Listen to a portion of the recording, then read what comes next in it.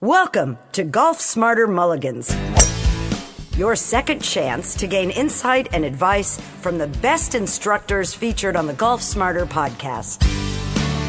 Great golf instruction never gets old. Our interview library features hundreds of hours of game improvement conversations like this that are no longer available in any podcast app. Here's the interesting point.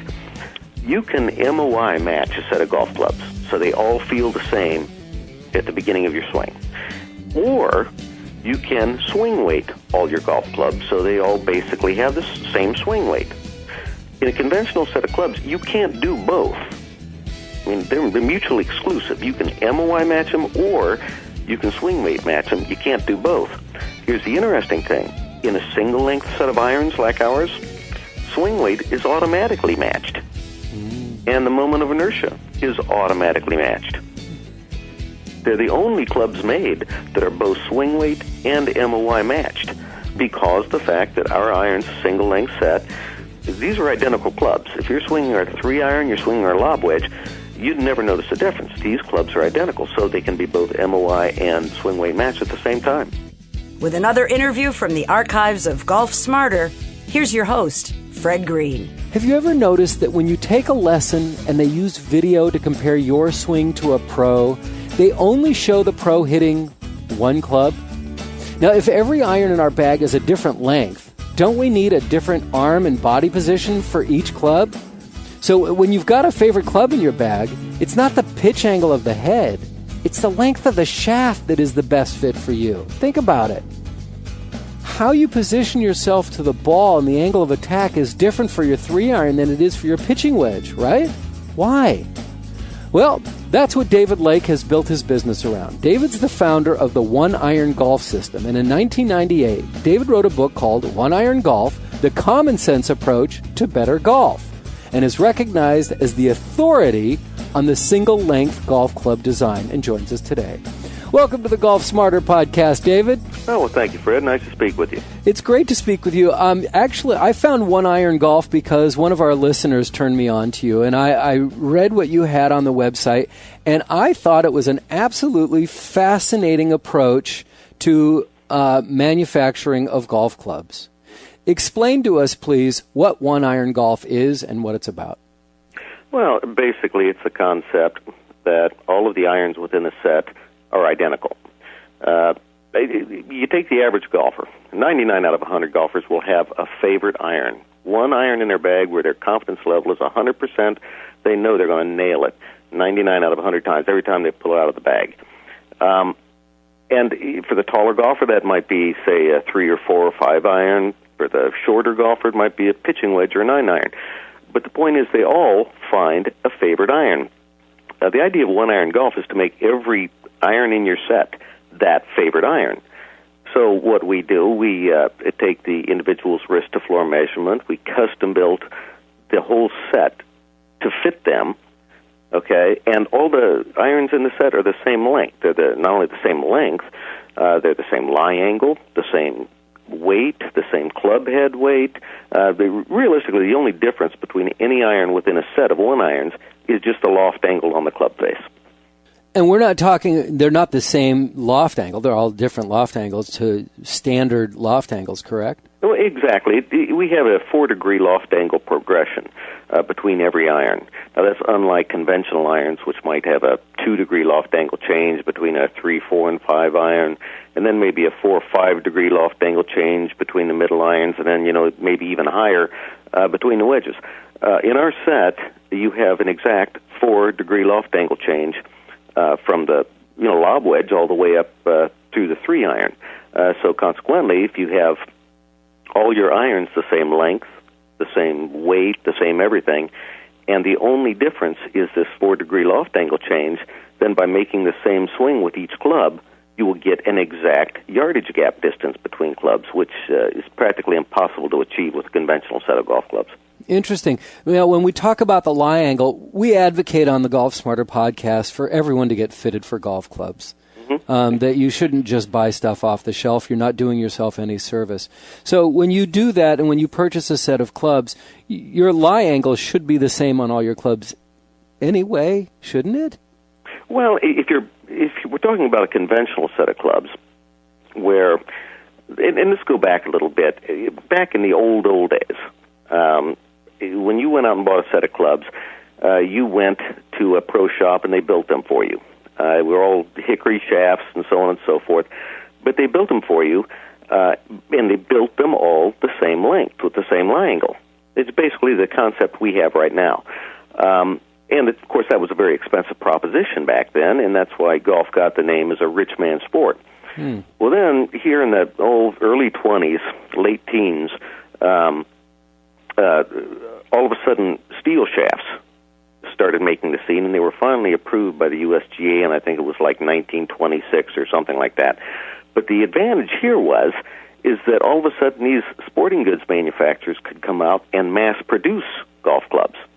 See, they didn't have to fine-tune every hickory shaft and so on and so forth. So they could mass-produce them, sell them at a much cheaper level, for the average guy to go out and play golf. So the bulk of America could start playing golf.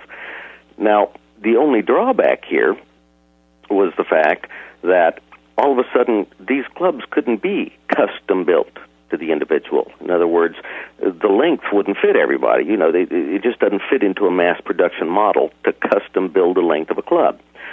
So the idea came out, this was nothing more than a manufacturing decision. It had nothing to do with golf at all.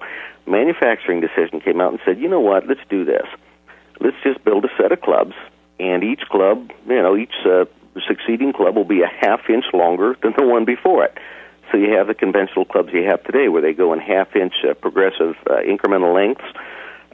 And their theory was that anybody, if you were 6'2", if you were 5'2", when you bought a set of these clubs, there would at least be one or two clubs in there that would come close to fitting you. And that's how that comes about with the conventional length clubs. You're right in what you promote on your show, that clubs should be fit to the individual. It doesn't make any difference if you're having conventional set of clubs or our set of clubs. They should be fitted to you. It's very important. The idea of just having conventional clubs in these half-inch length increments, and the idea being, well, a couple clubs, regardless of who you are, a couple clubs will fit you. I mean, it's ludicrous. So what we're doing is no different than what was done, before the advent of the steel shaft, for all intents and purposes. And wow, so this is really a throwback idea. This is not an original idea. Oh, absolutely not. Absolutely not. And not only is it a throwback to how clubs were originally made, in the first place, but a lot of, and I don't want to name names or anything like this, but if you notice on the PGA Tour, every now and then the camera will pan across and you'll see the golfer's bag. And you notice a lot of these guys, the irons seem to stick out at about the same length. Okay? So this is something that was done in the past. This is something that I believe a lot of pros go towards that, in order to build consistency in their game by having, a single-length set. And also, Tommy Armour, back in the 80s or 90s, I'm not sure which, they came out with a set of irons called the EQL, stood for equal length. And basically, there again, it was a set of irons, all built to the same length, same lie angle, and so on and so forth. And they had those sold for, just a number of years. Then they finally stopped producing them, it was sometime in the late 90s, I believe. So is, with the advent of graphite shafts, what does that do on the effect of equal length shaft on your clubs? Did that, because you went from the steel shaft where everyone now they're like, we have to make them a different length every time, which you're saying really wasn't even necessary to do in the first place. No, absolutely not. Absolutely not. And actually, you mentioned graphite shafts. For instance, in one-iron clubs, and bear in mind, I spent 10 years in the development of this system, and the development and design work on our club heads and our golf clubs in total, including the shafting and so forth. I'd spent probably 10 years designing all this before we manufactured the first golf club. What we found is graphite shafts just do not perform to the level of steel. They never have. I don't think they ever will. and it's just from shot to shot consistency. There's way too much torque in graphite shafts and so forth. The reason that graphite shafts have become popular, it's not so much that the consumer likes them so much, it's the fact that the golf manufacturers can charge a lot more money by selling you clubs with graphite shafts in them. Ooh. And it's a true statement. I mean, for instance, you take a look on the PGA Tour. How many players do you see using graphite shafts in their irons? And the answer is, maybe one, maybe two at the most. And probably the only reason they're using them is because they're being paid big dollars to use them. The point is, when you pull an iron out of your bag, you're aiming for a pin. And a steel shaft will always give you that much extra degree of control, over a graphite shaft.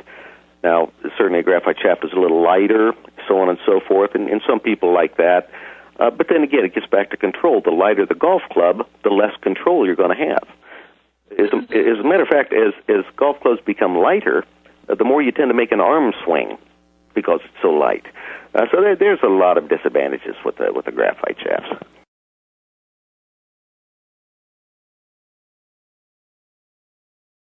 Isn't there an advantage for older players, people who've lost a lot of flexibility on a graphite shaft and not giving as much resistance? No, absolutely not. Absolutely not. As a matter of fact, my opinion would be that a senior golfer or a lady golfer, something like this, is much better off with a steel shaft with a little slightly heavier club. And it goes back, to the reason of total weight. If your club is a little heavier, and I'm not saying that our clubs are heavy. Our clubs weigh about the same as a conventional 7-iron, which is not heavy in the first place. But the point is, they promote a body swing, okay? Whereas a lighter club it kind of promotes an arm swing. If you have problems with your joints and things like that, certainly you want to swing with your body. You don't want to swing with your arms. There are some advantages to a graphite shaft in, say, for instance, shock absorption qualities. As they say, and I don't have the statistics right in front of me, but it seems to me it's about 70% shock absorption, with a graphite shaft. In other words, if you hit, sometimes how you feel the shock all the way up to your elbows, sometimes you hit it so hard your ancestors feel the shock. well, what the graphite shaft will do, will absorb 70% of that shock, so it makes it much easier on your joints and so on and so forth, especially for an elderly person. There's no question. However, with a steel shaft, the reason you get that shock in the first place, probably 90% of the reason for that shock, is because, typically speaking, shafts are not balanced to club heads. In other words, say, for instance, I'm a major golf club manufacturer and I produce such and such club heads. Well, as far as shafts, I don't design my own shafts for that club head. I go out to True Temper or somebody else, or whatever company, and I buy their stock shafts. And I use those. Well, that shaft does not match that club head. It just doesn't. Unless you specifically design a shaft for a club head, you're going to have an imbalance. And that imbalance will create an awful lot of this shock. In our clubs, for instance, the 10 years that I say I design, spend in design and so on and so forth, a lot of that time was in designing the shaft for our golf club. Our club heads obviously all weigh the same. They're identical, so we can use the same shaft. But in order to get a good match, I had to design a shaft specifically for that club head, which does a number of things. Number one, it allows for the balance between club head and shaft. So it doesn't produce that shock that the typical steel shaft a golf club will produce. Secondly, we take all of our shafts and we find the inherent flex plane of the shaft. Now, a lot of people have heard of that as SST Puring, for instance, is a company that does that. Another one is spine aligning, a bunch of different terms.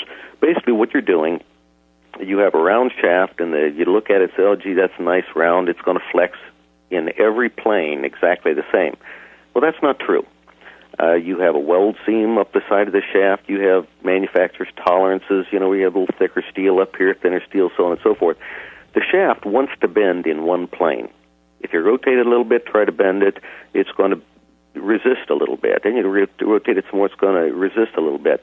What we do, on every single shaft, we determine the inherent flex plane of every single shaft.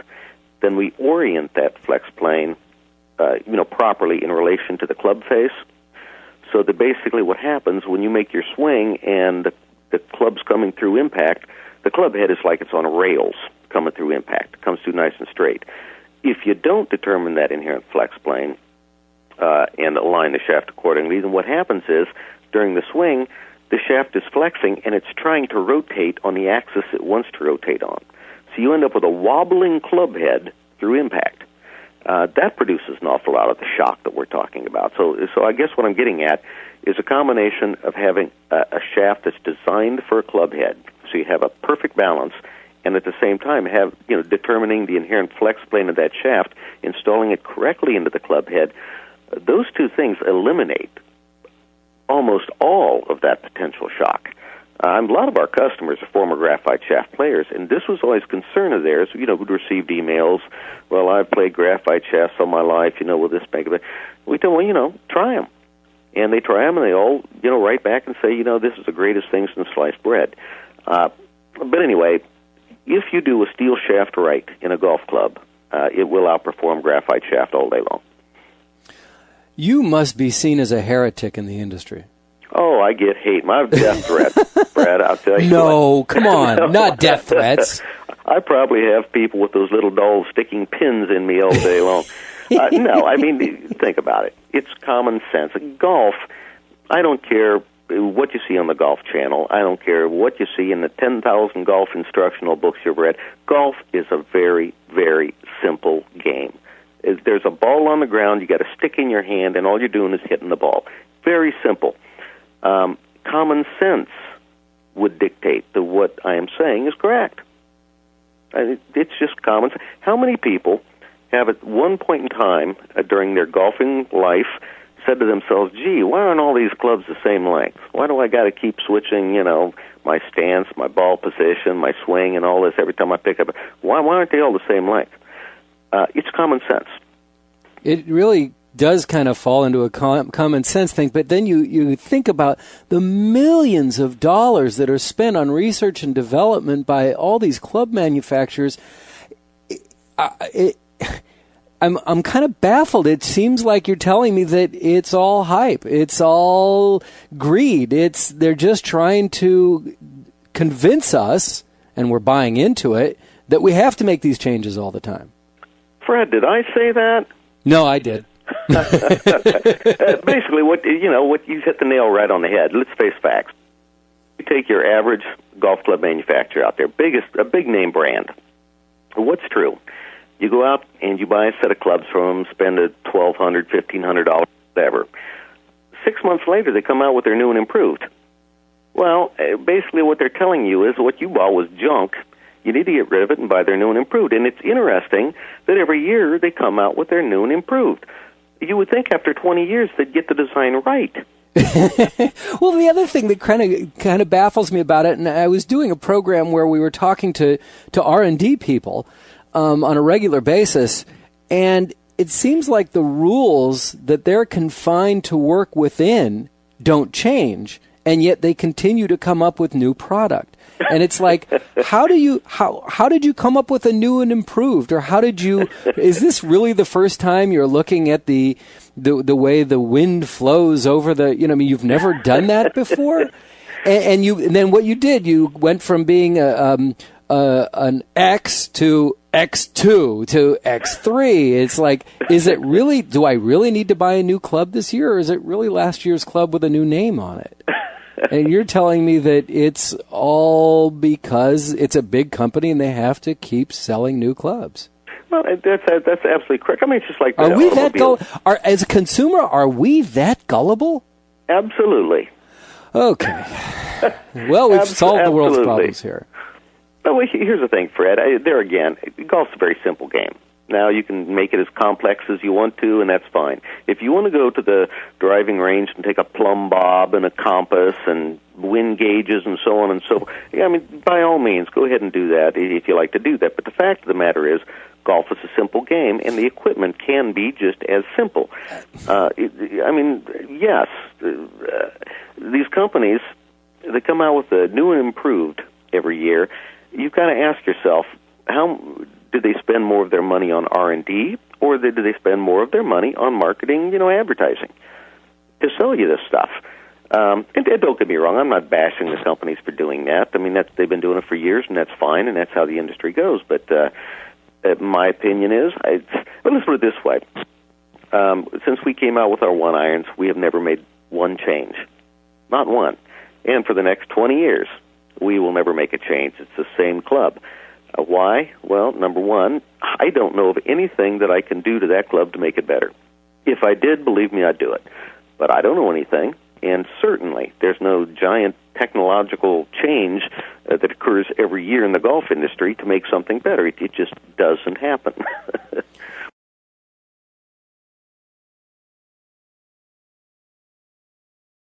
You're saying that golf is a simple game. Now, in concept, yes, golf is a simple game. But in performance, it's not a simple game, especially for many of us who don't start playing at the age of 3 or 5 or 6. That when you pick up the game as an adult, it's all into your head. It's just not a simple game to do. And I think that's why we keep coming back, because we want to make it simple for ourselves, and other people say that it is simple. Earlier, you talked about having a favorite club in your bag. Yeah. And your go-to club, and you just have a lot of confidence in that club. Mm-hmm. Now we're talking about the mental part of the game. I know that I used to have an allergy to my 5-iron. I just couldn't do anything right with it. Mm-hmm. And then now it's my 6-iron, and my 5-iron's fine. So clearly, to me, that's a mental thing. It's I don't think I've made many changes in my swing or my posture. Maybe it is my posture. But why don't this is really interesting. Why don't other manufacturers do this? Well, they can't. And then let me elaborate on that. Please. Like I say, Tommy Armour, back in the 80s, early 90s, whenever it was, came out with their EQLs. They failed. They had them out for about 2 or 3 years, but they failed. And the reason they failed, it's twofold. Number one, they built them all to a 6-iron length. So I don't care who you were, you got a set of them, it was that length. You couldn't get them custom fitted to you, which is, that's completely wrong. I believe you and I would agree. Lie angle and club length, there's a relationship there that cannot be ignored, and they have to be fitted to the individual golfer. There's no question about that. The guy that's 6'2" and the guy that's 5'6" they cannot play the same length of club. Okay, so that was one big drawback for the EQLs. The other one was the fact that Tommy Armour was still producing, all their regular conventional lines of golf clubs. Now they came out with a set of irons that were all single length. Well, it creates a paradox. They can't sit here and say, well, these single length clubs are the best thing in the world, without saying that their conventional clubs are junk. And they can't say their conventional clubs are the best things in the world without saying their single-length irons are junk. It was a paradox. And I believe that's one of the reasons you don't see any of the major companies coming out with that today, just because the fact they would be creating a paradox within their own company. That's a very interesting point. How long has one-iron golf been around? 11 years. This is our 11th year now. Well, congratulations. How's business? Oh, great. Hey, it's interesting about that. You know that the golf industry has very hard times the past few years. Absolutely. Among other industries, but yeah. Among other industries, but the golf industry is a very hard-hit industry for the past couple of years. Our sales doubled last year. Wow. And we're on track this year to double what we did last year. Congratulations. Now, bear in mind, we don't have a multi-million-dollar advertising budget. We certainly do not pay any player to play our clubs or endorse our clubs. That's another topic, but we don't do that. We rely on word of mouth. And what we will see, we'll ship a set of clubs out to Collierville, Tennessee, for instance. Within 4 months, we'll have 100 orders from Collierville, Tennessee. So it's strictly a word of mouth type of thing. And that's how our business has grown. Well, that's really phenomenal. I commend you and congratulate you on that. How did you get to this? I mean, what were you doing that you determined, they're just not doing it right? I've got a better idea. Well, what I was doing was playing bad golf. I'm just like anybody else. Things make sense or they don't make sense. And I've played golf for years. I've been a professional club builder for many, many years. And the whole time I was building clubs professionally, I was, just like any professional club builder, I was striving to come up with something that actually improved a person's performance. It'd make golf a little more enjoyable. I started experimenting. And, of course, I was experimenting on myself and so on and so forth. I came up with the idea just because it always made sense to me. I said, well, the club should be the same length. That just absolutely makes sense. I also knew that my favorite club in my bag was my 9-iron. I knew that. It was the club I had 100% confidence in, nailed it every time. So I said, you know what, let me build a set of clubs to the same specs as my 9-iron, but the only difference being the loft angle. And I did that, of course. You're adding weight and you're doing this, in order to make a conventional set of clubs work like that. What I found was the performance was unbelievable. Here's the difference. A lot of people will say, no, wait a second. If I get a set of irons from you and they're all the length of my 9-iron, I said, well, when I pull out the 3-iron and hit it, I've got to lose distance because that club's going to be a couple inches shorter than the 3-iron I've got right now. And they'll say this over and over. I say, well, laws of physics apply. And my answer to that is, well, laws of physics don't apply when you add the human element. What happens is when you have a favorite club and your confidence level is through the roof, you don't worry about your swing. You don't worry about anything. You're looking at a pin. Your swing is automatic with that club. Now, say, for instance, you move one club up from that. Say it's your 9-iron's your favorite club. Then you go to your 8-iron. Well, your confidence level goes down just a little bit. Your power will reduce a little bit. Everything will reduce a little bit. Go to your 7-iron. God news, your power will go down a little bit more because now you're just trying to make contact. By the time you get up to your 3-iron, you're so tentative on your swing, you're just trying to make some kind of contact. So your swing speed is actually lower with your 3-iron than it is with your 9-iron, which is your favorite club. Your confidence level is 0 with your 3-iron. If you do make contact, a good golfer will only hit the ball well half the time with his 3-iron. So in essence, when you go to a single-length set of clubs, and say they are all the length of your 9-iron, which is your favorite club, I've got news. You'll pick up distance with every club in the bag just because every time you pull an iron out, whether it be a pitching wedge or a 3-iron, you're using the same swing, the same ball position, the same swing plane, the same stand. Everything's identical. You're only having to master one swing, as opposed to like 12 different swings with 12 different ball positions. Your confidence level goes through the roof. Sure, I would think so. And like I say, with your 3-iron, you'll actually hit it farther than you would hit an old 3-iron. And certainly, there again, you'll nail it 9 out of 10 times. So at the end of the day, everything's automatic. You just enjoy the game more. Yeah. You don't miss-hit. I mean, miss-hits become a thing of the past. It's a kind of a stunning thing to actually go out and play a set of these. Yeah. Wow. There's a lot of value to what you're saying, a lot of validity. I'm curious, you said that you haven't made any design changes over the last decade on these, but over the last decade there's been a lot of talk in club manufacturing about MOI, about COG. Yep. And I'm curious how that's impacted you. And also, are your irons, are they cavity back clubs? Are they blades? Do you have both? Tell me a little bit about that. Okay. Well, we have one line of irons. And there again, it's the same thing. We will never have 2 or 3 lines of irons because what are you saying at that point in time? Well, this one's better than this one, or this one's better than this one. And our desire is just to produce the best golf club we can produce. And that means one line of golf clubs. That's the best. If we came up with other ones, it would just be a marketing thing. We don't play that game. So that's number one. Our irons are they're cast from the highest grade 17-4 stainless steel in the golf industry. The specifications are as tight as any of the major brands within the golf industry. They have a deep undercut rear cavity. They have all the playability features you could ever design into a golf club. As a matter of fact, I don't know if you're familiar, Ralph Maltby used to be with Golf Works. Sure. He had set up what was the name of the program, where they tested the iron playability. And they had tested literally every iron that was ever made, and they rate it as far as playability, which takes into consideration, the low center of gravity, the moment of inertia, so on and so on and so forth.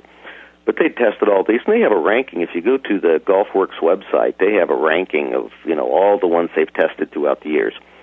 They categorize them into, I believe it's 6 categories. The highest being ultra game improvement, and the lowest category being player specials or something. Those old blades that nobody in the world could hit. We had sent ours in for testing. You don't pay for this, and it's completely independent.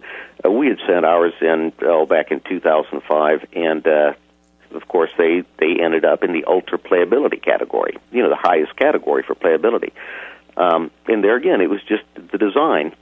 When I designed them to be the most playable, the most forgiving. A lot of pros are actually playing. People get the impression that the pros play all these blades.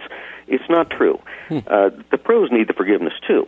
They need the playability features too. And most of the pros these days are playing these ultra, game improvement type of irons. So that's where ours, falls into that category. When you're talking about MOI, the moment of inertia, there's 2 different categories there. There's a moment of inertia of a club head itself. And that, the moment of inertia there, the MOI there, talks about the ability of the club head itself to resist twisting, if you hit it off center of gravity, off the sweet spot. There's also a moment of inertia, when you start the club down, the feel of a club. And then Tom Wishon from Wishon Golf is a big proponent of that, done a lot of work in that area. And Tom is a regular. He's been on this program numerous times and is phenomenally intelligent and outspoken on club design. He's an old friend of Golf Smarter. I mean, the guy's at the top of his game. There's no question about it. And his work in research in the moment of inertia of a golf club, well, let's put it this way. The parameters before was all based on swing weight. Swing weight was I always thought was a joke. As a matter of fact, I use my swing weight scale as a drag anchor on my boat. It's a worthless measurement. The idea being, each golf club will feel the same when you hit it, and so on and so forth. Well, they don't. If you're playing a pitching wedge, a conventional pitching wedge, and you pick up a conventional 3-iron, there's no way to disguise the fact that you've got 2 completely different clubs in your hand. The swing weight might be the same. There's no way to disguise that. The moment of inertia testing, however, is based on the feel of the club head when you swing. And it's much, much more precise. If you can MOI match all your clubs, that's a great thing. Here's the interesting point. You can MOI match a set of golf clubs, so they all feel the same at the beginning of your swing, okay? Or you can swing weight all your golf clubs, so they all basically have the same swing weight. In a conventional set of clubs, you can't do both. I mean, they're mutually exclusive. You can MOI match them, or you can swing weight match them. You can't do both. Here's the interesting thing. In a single-length set of irons like ours, swing weight is automatically matched. And the moment of inertia is automatically matched. They're the only clubs made that are both swing weight and MOI matched. It's very interesting because the fact that our iron's single-length set, it's the same shafting, the same shaft, the same. These are identical clubs. If you're swinging our 3-iron, you're swinging our lob wedge, you'd never notice a difference. These clubs are identical, so they can be both MOI and swing weight matched at the same time.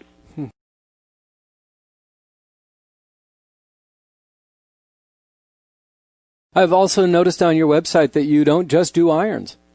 No, we do Fairway Woods, and of course we have a driver too. Now, a driver isn't specific to a single-length theory, but we had so many requests for a driver that I spent a few years designing our driver, which is 2 to 3 inches shorter, than a standard driver that you go out and buy. Well, Tom Wishon has always said that the driver lengths are too long. Oh, absolutely. He's right on the nose. There's no question. It gets back to that thing. People say, well, gee, the longer the club, the farther you're going to hit the ball.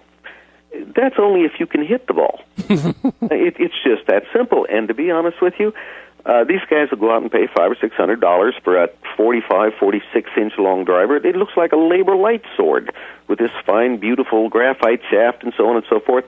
And they'll come out of their shoes when they're up around the tee. And the thing is, they might hit it 10 yards farther, but it's 10 yards farther into the woods. Mm-hmm. It's ridiculous. You have no control by this. So when I designed this driver, I designed it to be a much shorter club length, which gives you that extra degree of control, plus it's steel shaft. Yeah. So you get a lot more consistency. You're in the fairway a much, much higher percentage of the time. And as far as distance, I guarantee I can hit this as far as I've ever hit any driver in my life. Mm-hmm. It's built with a more upright lie angle, too. 90% of golfers have the tendency to push the ball to the right or slice it. This club head design eliminates quite a bit of that. But we have the driver, and then we have the Fairway Woods. Now, as I said, the driver isn't specific, to single-length play. However, our Fairway Woods, all of our Fairway Woods, there again, are built to the same club. There again, these are identical clubs. We carry a 3, 5, and a 7 wood. If you get all the woods, they're identical. The only difference being the loft angle on that club face. And there again, our Fairway Woods are much shorter than it. You could probably equate them to conventional 7-iron or 7-wood club length. A typical 3-wood is just too long for a person to hit, off a fairway. Ours are there again a couple inches shorter than a standard 3-wood. So, but within a set of woods, they're the same. Tell me your thought about hybrids. It's funny. I did a newsletter on. Of course, we have our newsletter subscribers and so forth. You can sign up on our website. But I had done a newsletter on hybrids. A few months back. Hybrids, interesting. The reason for their popularity, of course, all the golf club manufacturers, they sell you a set of irons. It's a 3-through pitching wedge, for instance. Well, they know that 99% of the people that buy that set of irons are going to take the 3 and 4 iron and use them as tomato stakes in their garden. They know this. By the same token, some people just have a hard time hitting fairway woods, so they come out with a hybrid, which is the length of the club is probably in between, a mid-iron and a fairway wood in club length. Much easier to hit than a fairway wood, and obviously much, much easier to hit than a 3 or 4 iron. The problem you have, that I have with fairway woods anyway, with hybrids, is that they try to emulate the benefits of a fairway wood and the benefits of an iron. Now, the benefits of an iron being you have a flat face, you have precise control. In other words, with an iron, you should be aiming at a pin. A fairway wood, on the other hand, has the advantage. It's generally easy to hit because you're sweeping the ball, but you have the